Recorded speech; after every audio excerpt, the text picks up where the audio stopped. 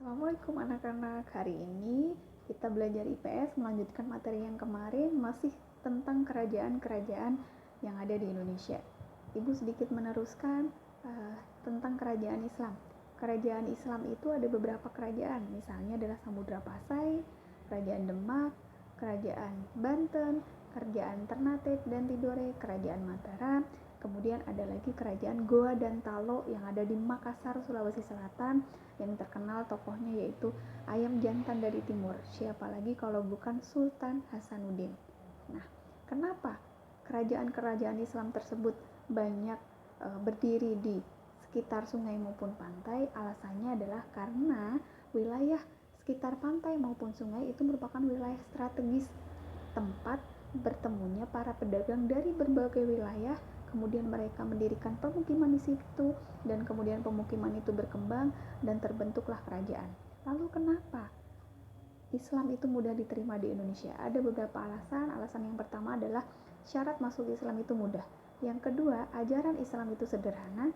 Yang ketiga, di Islam itu tidak mengenal kasta. Artinya semua manusia kedudukannya sama. Lalu bagaimana penyebaran atau cara penyebaran agama Islam di Indonesia?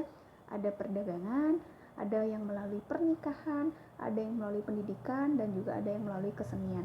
Nah, ada beberapa penyebar agama Islam di Indonesia yang terkenal, salah satunya adalah Wali Songo. Dalam Wali Songo itu ada seorang tokoh yang menyebarkan agama Islam melalui kesenian, yaitu Sunan Kalijaga. Dia mengenalkan agama Islam melalui media wayang kulit dan juga keseniannya. Kemudian ada peninggalan kerajaan Islam. Yang pertama ada makam, kemudian masjid, keraton, kemudian kaligrafi, kemudian ada peninggalan berupa seni tari yang dari Aceh namanya tari saman, kemudian ada debus, kemudian di Jogja itu ada peninggalan sekaten, kemudian ada peninggalan Islam yang berupa karya sastra, misalnya adalah hikayat, yaitu cerita tentang yang membangkitkan semangat atau pelipur lara. Kemudian cerita babat, yaitu cerita berlatar belakang sejarah.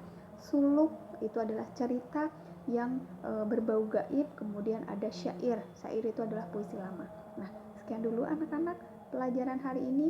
Kemudian ada pertanyaan, kenapa kerajaan-kerajaan Islam itu banyak tersebar di daerah pantai maupun sungai?